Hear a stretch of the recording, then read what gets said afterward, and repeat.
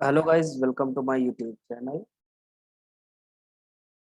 In this particular lecture, we will discuss about the locomotion in protista. तो locomotion का मतलब क्या है कि कोई भी ऑर्गेनिज्म क्या करते हैं, एक जगह से दूसरी जगह जाने के लिए जिन अंगों का प्रयोग करते हैं उन्हें हम क्या कहते हैं, लोकोमोटरी ऑर्गेनेल। अगर हम ह्यूमन की बात करें तो हम लोगों में लोकोमोशन किससे होता है, हमारे पास पैर हैं। तो उसी तरह प्रोटिस्टा में भी स्पेशलाइज्ड ऑर्गन्स होते हैं फॉर द लोकोमोशन। तो लोकोमोशन के बेसिस पे भी हमने प्रोटिस्टा को या प्रोटोजोन्स को कई भागों में डिवाइड किया है। तो सबसे पहले बात आती है कि मोटाइल जो locomotion in by pseudopodia. Pseudopodia के द्वारा लोकोमोशन किसमें किसमें होता है ये देखेंगे। सीडोपोडिया कितने प्रकार के होते हैं ये देखेंगे। ओके, तो देखिए, motile protist exhibit three modes of locomotion. तीन तरह के मोड्स ऑफ लोकोमोशन होते हैं प्रोटिस्टा में। जैसे लोकोमोशन बाई स्यूडोपोडिया।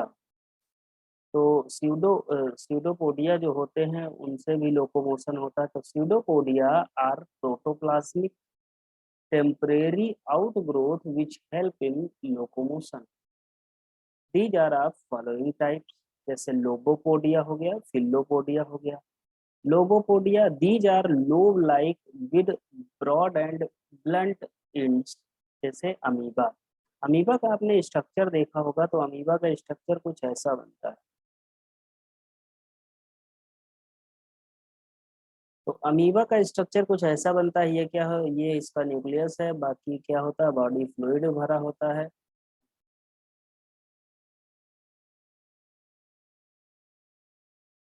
अगर हम इस स्ट्रक्चर की बात करें, तो ये क्या है, ये एक तरह का प्रोटोप्लाज्मिक क्या है, protoplasmic outgrowth. But it is also known as pseudopodia। pseudopodia। अगर हम अमीबा में बात कर रहे हैं तो हम बात करेंगे किसकी, लोबोपोडिया। क्या कहेंगे, लोबोपोडिया। तो ये क्या होते हैं, ब्रॉड होते हैं। क्या हैं, ब्रॉड हैं एंड ब्लंट हैं।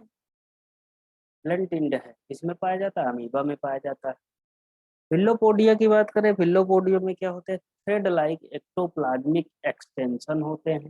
तो फिलोपोडिया क्या है, these are the fine thread like ectoplasmic extensions. जैसे यूग्लाइफा।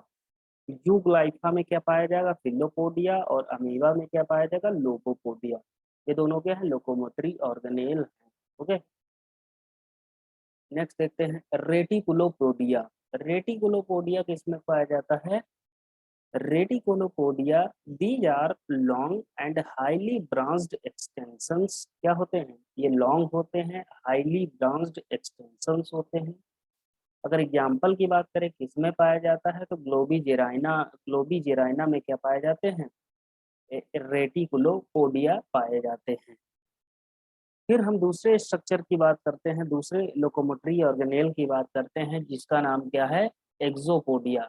एक्सोपोडिया में क्या होता है, दीज आर, ये कहाँ पाए जाते हैं, these are also long projections होते हैं विद हार्ड एक्साइल फिलामेंट। क्या होते हैं, हार्ड एक्साइल फिलामेंट किसमें पाए जाते हैं, एक्टिनोफ्रेस में पाए जाते हैं। तो ये सभी की क्या हुए, ये सभी क्या है, प्रोटिस्ट। और इसमें भिन्न भिन्न प्रकार के डिफरेंट डिफरेंट टाइप के लोकोमोटरी ऑर्गेनेल पाए जाते हैं। अब देखो, हम बात करेंगे, अभी तक हमने बात की स्यूडोपोडिया के बारे में, अब हम बात करेंगे बी पार्ट में। हम बात करेंगे कि सीलिया। तो सीलिया, आपने कभी देखा होगा कि एक स्लीपर एनिमल क्यूल होता है, जिसे हम क्या कहते हैं, पैरामीशियम कहते हैं, जो किस आकार का होता है, चप्पल के आकार का होता है। तो चप्पल के आकार का जो ये प्रोटोजोआ होता है उसमें क्या पाए जाते हैं, सीलिया पाए जाते हैं। तो सीलिया क्या होते हैं ये देख लेते हैं। These are fine small and thread like structure. क्या होते हैं, small fine and thread like structures. These are numerous in number, numerous in number होते हैं, बहुत सारे पाए जाते हैं बॉडी के ऊपर। All cilia show a coordinated beating. इसमें क्या होती है, कोऑर्डिनेटेड बीटिंग होती है, वाइब्रेशन जनरेट करते हैं। कोऑर्डिनेटेड बीटिंग से क्या होगा, वाइब्रेशन जनरेट होगा, जिससे क्या होगा, पैरामीशियम में लोकोमोशन पाया जाता है या होता है। They occur in many protozoans like paramecium. तो पैरामीशियम का अगर हम स्ट्रक्चर देखना चाहें तो एक मिनट रुकिएगा। जैसे मान लीजिए छोटा सा एक पैरामीशियम बनाते हैं।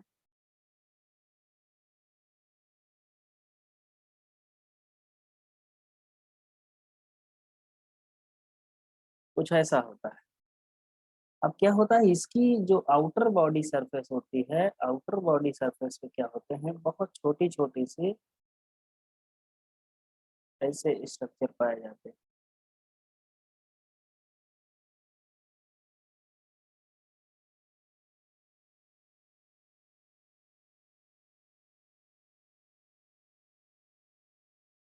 ओके।